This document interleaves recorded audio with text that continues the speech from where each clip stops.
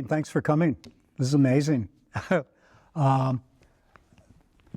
Next year, in July, I will have lived in San Francisco for 50 years. This is me in 1974. I was 21 years old. I was living in a teepee on top of a mountain in the Ozarks. And the rest is history. I came to San Francisco and ended up working in the food industry for the last 46 years. I started out at Doro's back in the late 70s. I was almost 10 years at the Franciscan restaurant, Pier 43 and a half. I was, there was Swiss Louis in between, Vanelli's restaurant on Pier 39 where Bubba Gump's is today. And for the last total of 24 years, I was at the Big Four restaurant up on Nob Hill in the Huntington Hotel. This is, that was my beginning here. There we go. I now live on Fulton Street, just around the corner from the Painted Ladies in the Alamo Square area. This is the house I live in. The tower that you see in the front yard, I built that sculptural bell tower 27 years ago. It's made with rebar. I'll go back here. It's a bell tower. It's filled with bells and chimes and metal things that make sound.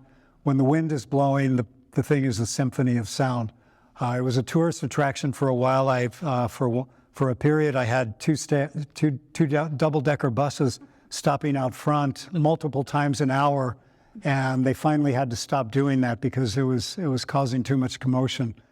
This is the doorknob to my front door. It's the house was built in 1895. Moise Dixon was the owner who built the house. He had a rubber stamp business that was burned out in 1906, and then he merged his company with Patrick's and Company, which is still in business. The statue right here, I call it Minerva. It's a Minerva sewing machine. That's on my front porch. And here's Alamo Square in 1906. These people here are standing on Hayes Street watching the fire burn. And here's my front window. So my house saw the destruction in 1906. Here's my Minerva. This statue stood on the bar of Vanelli's restaurant for years, and in 1989, the Loma Prieta earthquake knocked her off the bar, and she fell on the floor and lost her head. So the owners gave the statue to me, and then I found the sewing machine on one of the throwaway nights in the Mission District, and I put the two together. The artifacts that you're going to see tonight and what I've been collecting over the years, I've been photographing San Francisco for 46 years, and I consider my photographs as much historical as the objects in these jars or the things in my house, because after a period of time, those photographs become historically interesting. And I have tens of thousands of photographs of San Francisco from over the years. The Minerva, she was in Roman mythology, Minerva was the goddess who sprung forth as a fully grown adult from her father's head, who I think was in a state of hysteria. And she's now on the seal of California because that's the story of California. We became a state pretty much overnight rather than becoming a territory and then a long drawn out, moving into statehood. My front windows here, my friend and neighbor, Joe Pecora, he wrote a book on these historic homes in the Alamo Square area. He was writing these profiles of the homes in that area for many years, and they were being published in the little newsletter that the Alamo Square Neighborhood Association was putting together. We finally talked him into putting it into a book, and so this house is mentioned in the book twice, actually. Here's the tower again in the front yard. The skeletal frame of the tower is rebar out of the Fell Street exit when they knocked it down after the Loma Prieta earthquake. I have chains from Port Point. I have cobblestones from the Barbary Coast. When they were retrofitting the ferry building, I was taking gears and things out of the street from switching rails for the trains. So all of this goes into the tower. And as I say, when the wind is blowing, it rings and clangs and bangs. It's a symphony of sounds. I had to cut all that vine away because it was causing a lot of problems with the tower, but that's a whole other story. Here's a view of the tower without the vine, and this was taken recently, but that's just as the sun is going down. That's sort of late afternoon, the shadow of the tower on my neighbor's house. And you can see some of the bells and chimes, but all of this stuff makes a sound. whole tower make a sound. I think three times over the years. The tower is 27 years old. 3 times during its existence, I've had birds nest inside of my tower. Once it was a hummingbird nest, and so the tower is kind of alive and wonderful. I used to light the tower for the holidays, but that became too much trouble, and I'm too old to be climbing around on the tower doing that anymore. This is the picture of my front room. These jars, I've worked in restaurants for 46 years, and wherever I worked in San Francisco, I had the bartender save me the gallon glass jars that maraschino cherries and martini olives come in. I have about 1,200, probably more than 1,200 of these jars with things. And then I build sculptural headdresses on tops of the metal lids. I call them at first when I started doing this, I called them kachinas. The Hopi and Navajo and Zuni Indians didn't have a written language, but they had these kachina dolls that every feather, every color, all of the garments, everything, it all meant something symbolic to them for their ceremonies. And that's how they passed on the oral traditions, by holding up these dolls and telling those stories. So these are my kachinas, but they're my histories, my stories, my memories, my time capsules. And you'll see more of this. I have, like I say, over 1,200 of these jars, and that's a room on the second floor with just jars in it now. The jars that you see here, I think this one is actually somewhere down here, but the Belli building, about a block away, the Melvin Belli, who knows Melvin Belli, the famous lawyer and attorney? Yeah, when Doro's was still there, and it was just down the street from Ernie's restaurant, Melvin Belli, when I was working at Doro's, Melvin Belli, when he won a case, he would run up to his rooftop and raise the skull and crossbones flag and then fire a cannon because he had won this case. So I was there for that, and in 1978, well, you'll see pictures, I'll go into that later. All of these jars have their stories to tell, and several years ago, and you'll see it, I was having my printer repaired over in Berkeley, and they had a 1915 Underwood typewriter for sale, and I bought it, and now I've started labeling these jars. So I'm doing that with an Underwood typewriter, and if you look closely at the labels, it's just wonderful appearance, the typewriter, the way it strikes the paper. And I've labeled 279 jars at this point, and so I have about half of my jars are finished. And the catalog number on the jar refers to a Microsoft Word document that I have on my computer where I go into the story and the details of the contents of the jar.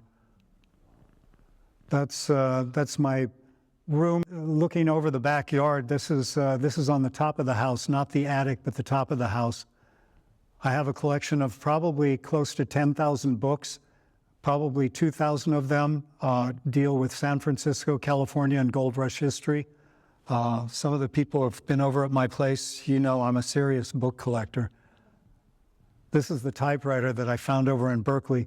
The interesting thing about that typewriter is when I bought it in 2015, I had no idea that once I had it at home, several weeks or a couple of months later, I realized that the typewriter was featured at the PPIE, the Panama Pacific Exposition Fair. That was the new technology, and you could walk up to these kiosks right here and you could try this new technology. So I have this wonderful piece that was actually being featured at the PPIE. The room that I label these jars, this is my room on the top of the house. There's my typewriter. And these views of City Hall and the San Francisco skyline, I'm on Fulton Street looking east from that room with nothing disturbing my view. And I have my Canon EOS-1DS Canon on a tripod. And pretty much every day, since I've lived in that house, I've been documenting the weather, the changes in the city, the new buildings going up, the sunsets, the sunrises. So I have this, I could publish volumes of photographs of just that view in City Hall from my windows upstairs. This is some of the jars. The morning sunlight coming in through the east windows is the best sunlight for my jars in the rooms, the eastern morning sunlight. The jar here, that's fragments from the Doyle Drive when they tore that down just recently. And I went down and scavenged through the work site. These days, the work sites are all closed off. There's high security, there's cameras. You can't do this anymore. It's nearly impossible to do what I was doing for the last 46 years with these artifacts and things. This is my attic. This is about a quarter of the attic on top of my house running north and south. What looks like a lot of junk on the floor is actually probably 600 or more jars with headdresses. None of these jars have been labeled yet, so that's an oncoming project where I'll start bringing a jar down from the attic, and little by little I'm going to start cleaning them up, finalizing the headdress, and then labeling the jar. This, the Sutro Baths, there was one year, let's see, I can't read the label, I think it was 2014. There was a government shutdown. They hadn't decided on the budget, and so the national parks had closed, and a friend and I went down to the Sutro Baths ruins, and rather than taking the trails down, I jumped the wooden fence by Louis' restaurant, and I started walking. It wasn't really a trail, but I started walking down the hillside. Well, there had just been a rain recently, and it had washed out a lot of the debris that's still on the hillside. I ended up collecting almost 2.5 jars of glass from the old Sutro Baths and some of the pipes that had, funneled the waters and things. So it's still a field of debris. You just have to start looking. But as I was going down that hill, the whole hillside was twinkling because of the sunlight in these little shards of glass, and so I gathered them up. I think I've actually, here's the jar of the Sutro Baths right here. This is a headdress on one of the jars. It's actually over here. The debris is from the Bell Eye building site. In 2006, they tore down the Bell Eye building, which should never have happened. It was such a historic building. It went up in 1851, and then the Ganella building next door in 1853. Melvin Bell Eye bought the Ganella building, broke into that building, and it became the Bell Eye building. And the 1850 Bell Eye building that went up, 3 of my books on San Francisco history mention the Bell Eye building going up because the facade, which they did save, the facade was on the shoreline of Yerba Buena Cove or San Francisco Bay.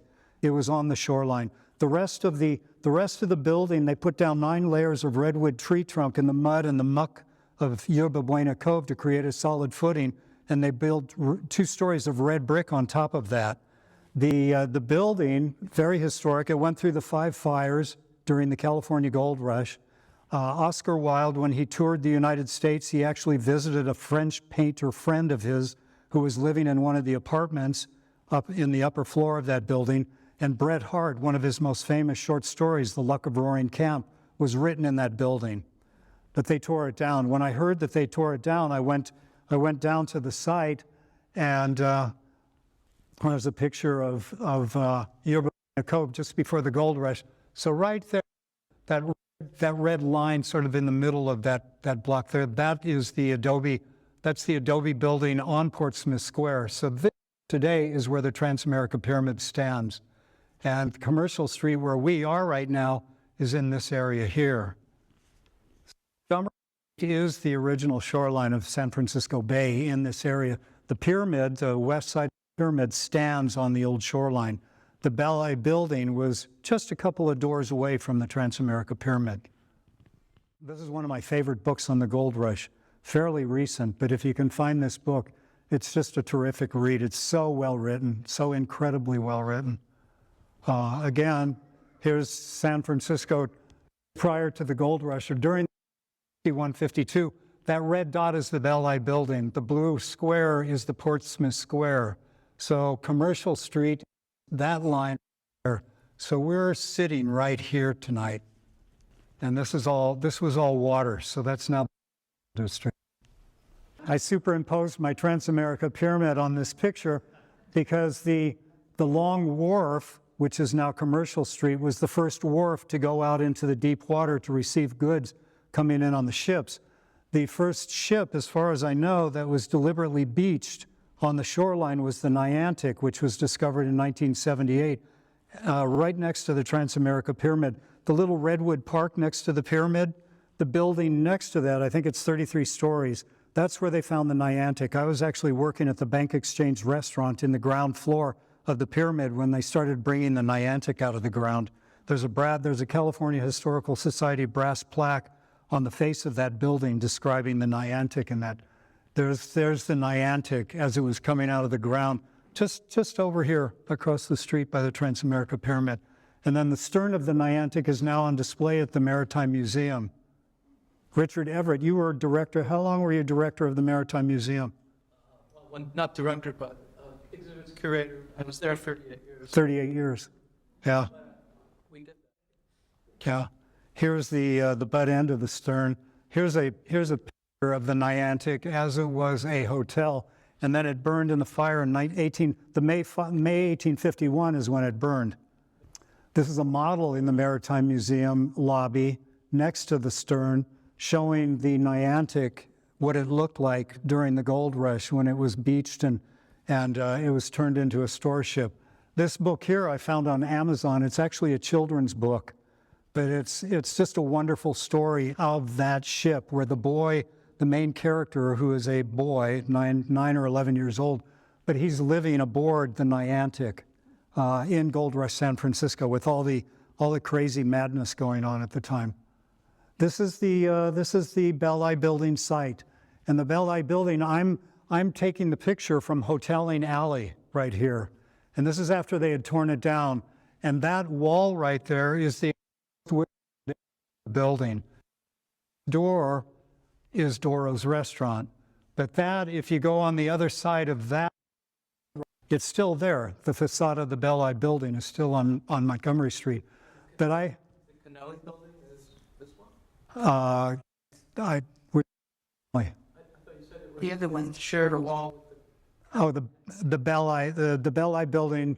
This would be Doro's restaurant, or maybe something in between Doro's and the Bell-I building. I think they were right next door. But so that was 2006. First time I went down after I heard that it had been torn down. I went to Hoteling Alley. I jumped the cyclone fence in the back of the alley. First thing I find on this earthen ramp that they had created for the bulldozers and the dump trucks was a shard of ceramic about this size, cobalt blue. Here's a jar of it right here. Here's a jar of it right here. Cobalt blue, depicting a knight in shining armor on horseback looking up at a castle wall with these billows clouds behind it. 20 minutes? Oh, okay, I better start going. Here's some of these ceramic shards. There's another piece of the castle wall. This is Gold Rush San Francisco with over 700 sailing ships abandoned in what is today's financial district. These are some of the bottles. I didn't find at the site over here. I found these in the Mission Bay area, which you'll see coming up. Here's some of the original shoreline of Yerba Buena Cove. This one right here is I think I have 5 or 6 jars of this mud from Yerba Buena Cove. So right on the shoreline, and let me back up here. Right on the shoreline, the fourth time I went down, I took a plastic bucket and a shovel, and I went all the way to the front of the building on the shoreline, and I dug deeper than any of the work had dug. So I brought up virgin soil mud from Yerba Buena Cove, pretty much where the gold rush begins. Because in 1846, Sam Brannan, a 26-year-old Mormon elder, came into San Francisco Bay on the Brooklyn, dropped anchor in Yerba Buena Cove. He set up a tent city of his Mormon followers on the corners of Kearny, Clay, Washington, and Montgomery Street, swelled the population to 435. Shortly after that is when gold was discovered, and by John Marshall in the Tail Races of the American River. It's Sam Brannan who came into the city with this example of the gold that had been found. 3 days later, there's nobody here. A year and a half later, there's 32,000 people living in San Francisco. So I have jars of the mud where the gold rush begins. This is where San Francisco and the gold rush began. Again, the morning sunlight, that's in my round room upstairs. Here's some of the gold rush artifacts. I think I have that jar right here. This, the Infinity Tower, 2006, at the corners of Clay and Spear Street, Richard. there's the Candace that was coming out of the ground.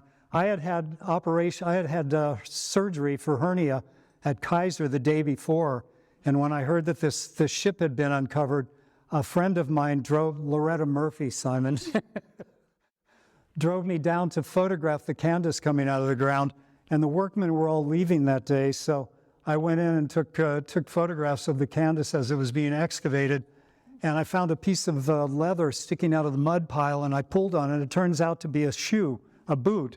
So I have this boot at home. Richard was over at my house with his wife Nancy, and he saw the boot in my collection. And so the Maritime Museum has the other boot. The new main library in the Civic Center Plaza area was site of the City Hall building that was destroyed in 1906. Part of it, I mean, it was a sprawling complex of architecture, but a lot of the building was where the new main library stands today. 2 o'clock in the morning, I jumped a cyclone fence, and I was throwing slabs of marble and pieces of tiled floor over the cyclone fence, and then I brought it all home. I still have pieces of marble that I haven't turned into a headdress yet, but the marble right here is part of the City Hall building. Here's a piece of the marble City Hall building. When I brought it in the other day, for the first time I realized these two pieces fit together right here. That's a piece of the wooden foundation from the Belli building site right there. And there it is on my stairway. This, Patrick Murphy, Simon, was digging, this is 4th and 16th Street down in the south of Market area. That was the old Mission Bay. And the long bridge that crossed Mission Bay went for almost 2 miles, I think. And clearly, that whole area, I can only imagine what has been thrown away since all of this new construction began. Because he was going about 20, 40 feet down. They were putting plumbing in for the new UCSF campus. And he was going about 40 feet down. And that whole area is just a field of debris. That's where I was finding all of these beautiful bottles. There's a picture of the long bridge. I mean, it was sort of a Sunday outing. You would go on the long bridge and you'd fish off the pier. All of this debris, though, you can see by this map just how filled in. That's all. This whole area, gray here, is the old Mission Bay. Some of the bottles that I found, I think I probably have 60 or 70 of these from that area. And by the way, if the museum plays its cards right, all of this stuff goes to the museum at some point. This is the General Harrison that was found just a block away from the Niantic. And this was in 2006, and no, 2001, when I found this stuff. Corner of Clay and Bay Street. And now if you walk in front or along the sidewalk, the 12-story hotel that stands on the side, I believe, didn't they just drive piling through the hull of the ship? And now the building stands on top of it? Yeah. But if you look at the sidewalk, I think nails that they found in barrels of the hull of that ship, the nails have been incorporated into the pavement. The tavern on Mount Tamalpais that burned in 1923, this little museum for the gravity car on Mount Tamalpais, just going up to the fire station. I knew about the tavern on Tam, and so I went off trail and I went down on the slope, and again, it's just littered with debris from the fire when the tavern burned. So I have 3 jars of that. Big Four Restaurant, many years at the Big Four Restaurant. It was the best place I ever worked. I couldn't wait to go back to work the next day. I was having so much fun there. The Huntington Hotel stands on the site of the old Tobin Mansion. Tobin was the Irishman who founded Hibernia Bank. There's a look into the bar of the Big Four Restaurant, named after the 4 men who built the western end of the Transcontinental Railroad: Huntington, Hopkins, Crocker, and Stanford. The restaurant's theme was because all of their mansions stood on Nob Hill within a block of this location. This painting, this is the bar, here's here, this is the bar, that's the front door. That painting of Mark Hopkins hung in the large cavernous don't know what you'd call it, the interior of the Mark Hopkins mansion. Somehow that survived the 1906 earthquake and fire, but I have photos of it hanging on the wall of the Mark Hopkins mansion. The panoramic view used to be in front, but when they had to remodel for handicap access, we lost the oval-shaped alcove where the panoramic view had hung beautifully for many years. And I talked the daughter of the owner and Gail Isono, the manager, into letting me rehang this picture. It's 14 feet long. It's the panoramic view that Muybridge shot from the top of the Mark Hopkins mansion in 1878. Shortly around that time, it's when he discovered, or he proved that when a horse is galloping, all four hooves leave the ground. And that was the beginning of cinema. Here's the panoramic view again. Inventor and the Tycoon, very good about the collaboration of Leland Stanford and Edward Muybridge. The panoramic view in the lobby of this museum is one of my pieces. I spent 10 days in Photoshop adding 275 names to the buildings and the streets. And now that was Richard's handiwork. He actually hung that panorama, but it's in the hotel lobby. So take a look when you go out. In 2012, Live Nation took over Masonic Auditorium and did a $7 million renovation. I was part of the project. There's 40 of my photographs, 40 by 60 inches, printed on sheets of aluminum in the lobby, in the VIP lounge, in the hallways. But I also hung the panoramic view, the same one that you see in the lobby here. Years ago, how many minutes, Al? Am I going on too long? 10 more minutes. Oh, I was part of a project when the Cope family sold the Huntington to Singapore. There was a stipulation in the sale that there were 10 pictures on the wall that were going to have to go to the family at some point, and I became part of the project. I rehung photos that I have in and throughout the big restaurant, and one of them that now hangs in the bar, I put my on the figure standing on the coal cars.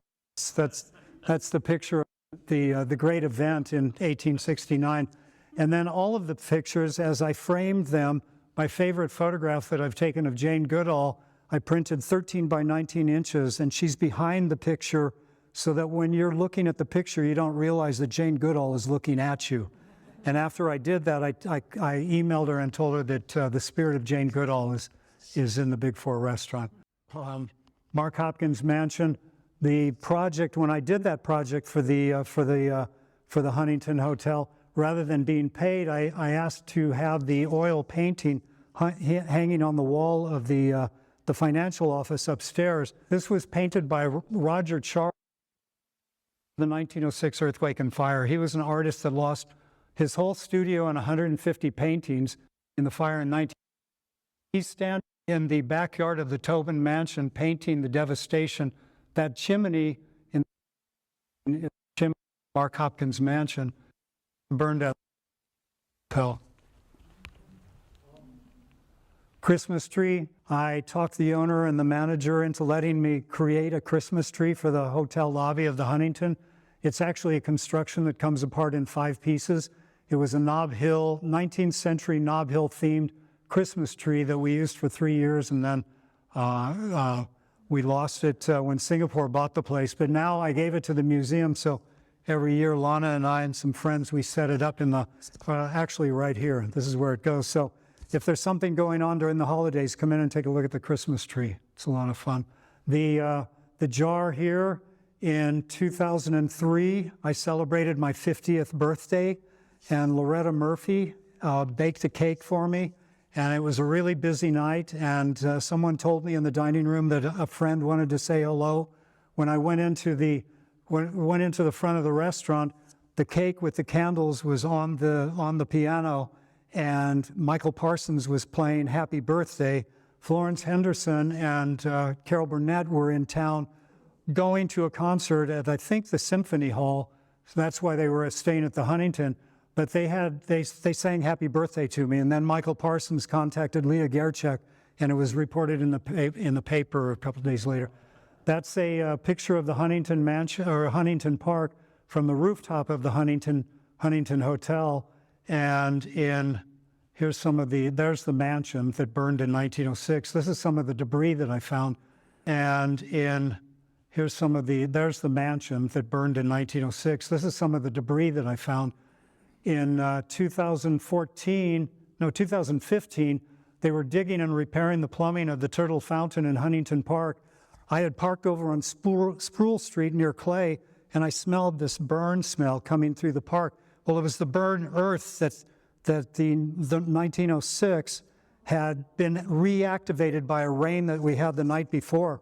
So I went over to the work site, and I'm looking through the cyclone fence, and I'm thinking, wait a minute, all that stuff, that's the old Huntington mansion. So after midnight, after I got off work, Jason, the doorman, and his girlfriend, and we were on our hands and knees. I was picking through all of these dirt piles. I have about 15 jars of Huntington mansion debris that I brought out of the park. The historic restoration of the Murphy windmill. I have, I don't know, 10 or 15 jars just filled with Murphy windmill debris. The windmill went up in 2005, and in 1905 and in 2008, they began rebuilding the windmill. This is the interior as it was under construction. They brought in a crane from Stockton, California. It took three hours for this crane and a fleet of other trucks with 10-ton counterweights. It took an hour to set the 150 tons of counterweight on the crane. And on the same day, they lifted the 10-ton rotating ring to the top of the 10-story tower. And then the following day, this is me on top of the tower at that time. On the following Monday, they placed the 64-ton cap of the Murphy windmill on top of the rotating ring, and then threaded the 117-foot-long sail stocks through the axle of the cap. This is it going on. I had 2 cameras with me that day, and I don't know how many miles I ran back and forth and up and down, documenting the restoration of that the procedure. This is where the cap is coming down.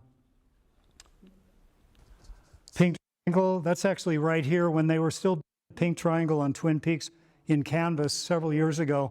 It was what year was that? 2009. It was vandalized. Someone started it on fire one night. And I went up there, and I have 3 jars of the burned canvas with the history of that documented in my Microsoft Word document and on the label here. And then I have two headdresses that have the spike that would hold the canvas down to the ground on Twin Peaks, but that's what that is. Jose Sarria, gay LGBT rights. He had a state funeral at Grace Cathedral several years ago. He was the self-proclaimed widow of the Emperor Norton, and he had actually bought a burial plot next to Emperor Norton's out in Colma. So they had this state funeral. It was a marvelous ceremony. Here's things that I found after the parishioners had all left. They had a fleet of, I think, 20 or 25 motorcycle cops that took the bus loads of these drag queens and all of the people going out to Colma. But I picked up some of the black gloves that had been dropped and some of the other things in the program from the ceremony is in that jar. Here she is again. But she even predates Harvey Milk. This is the Nike Missile site. This peak was actually taller than the peak on Twin Peaks today, but the military shaved it down and put a radar site on top of Twin Peaks to detect nuclear warheads that might come in from Russia during the Cold War. And they finally took down all of the buildings, but you can go up there today, some spectacular views of the Bay Area, but it's a complete debris of rubble on the ground that's easily picked up. And I think I have one of those here. Yeah, here it is right here, even with some pine cones and things, because it's all storytelling. Everything in my jars is storytelling and memories. I could forget all of this stuff, but if I have the jar, it doesn't take long. Here's a view of the San Francisco Bay from some of the ruins of the buildings up there.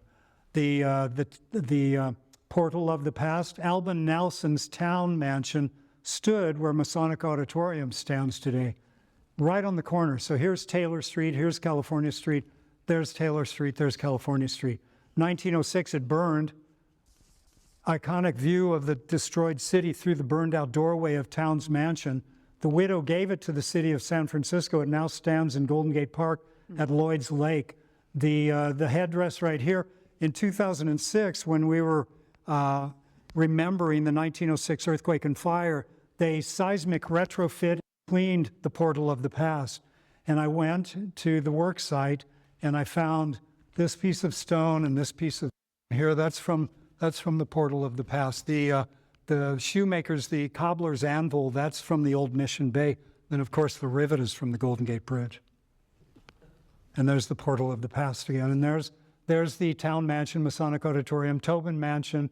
That's now the Huntington Hotel. And some of the headdresses next to the headdress with the town mansion stuff. Debris from 1906. Debris from 1906.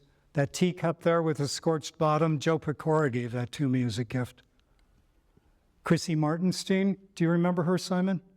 Yeah, she was the big deal in 2006 because she was the oldest living survivor from 1906 that showed up at Lotta's Fountain at 5 o'clock in the morning. Fire department picked her up at the towers on Pine and Van Ness Avenue.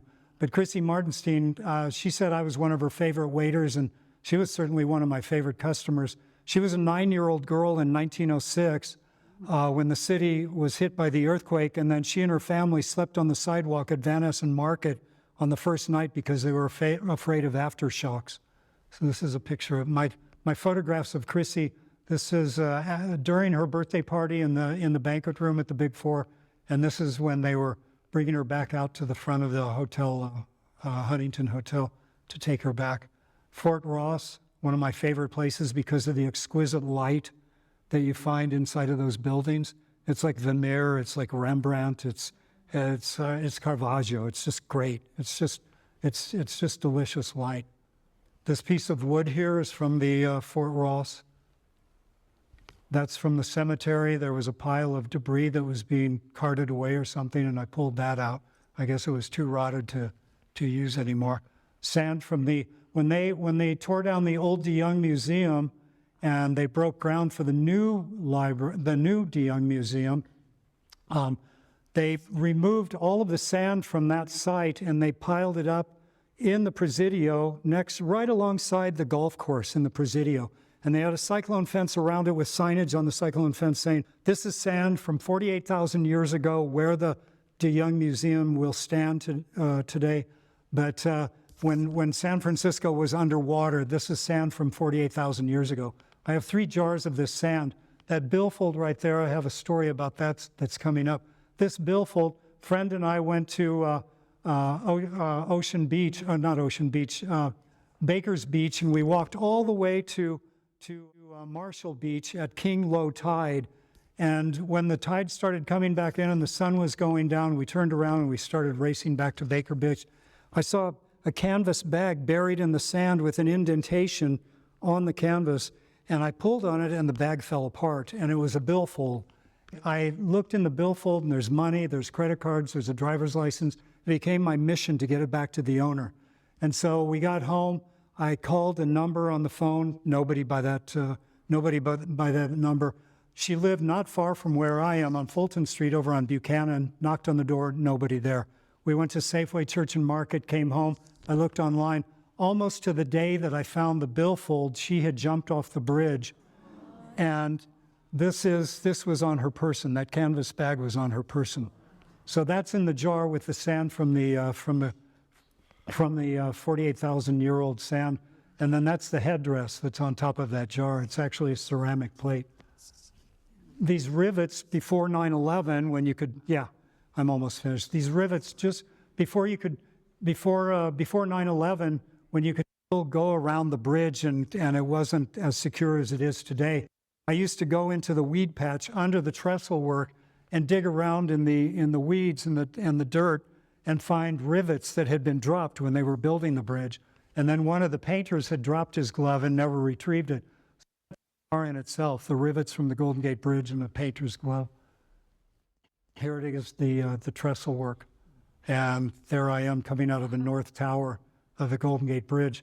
In 2016, one of my regulars at the Big Four, Ricky Polycove and her husband, were in for dinner on table 42, and I was talking one night and said, you know, top of my bucket list, I would love to get to the top of the Golden Gate Bridge and photograph. And about 2 weeks later, I get an email from Ricky, and she says, guess what? Well, I think one of her patients is director of engineers at the Golden Gate Bridge. So I had to sign 3 documents with Home Security stating that I wouldn't share my photos or sell them online for security reasons. But Ricky and Tony, the engineer, and myself, we were 2.5 hours on top of the North Tower of the Golden Gate Bridge, and I was in heaven. I was in heaven. That was it. That was one of the best days of my life so far. That was amazing. I had a dream the night before where I was a child in Nebraska. I was a 4-year-old child again in Nebraska playing in the snow. And the end of the dream is when I drop backwards into a snowdrift and I do a snow angel. And so while we're on top of a bridge that day, I handed my camera to Tony, and Ricky has the video of it, and I could show you. But I said to Tony, I have to do this. And I laid down on the top of the bridge and I did a snow angel on top of the Golden Gate Bridge. So that's this view here. You know, my photographs, they are as much history as this here. If I hang on to them long enough, or if they survive me, they are history also. That photograph there doesn't exist anymore. It's one of my favorite photos of the Golden Gate Bridge. It was taken from the top, the second tier of Fort Point, looking through that window where a cannon barrel had once faced out. And last time I was there, they had put thick sheets of plexiglass on those windows, and then the salty air has eroded and made opaque those pieces of plastic. So that doesn't exist anymore. That marvelous view doesn't exist anymore. But that's the end of my show. Yeah.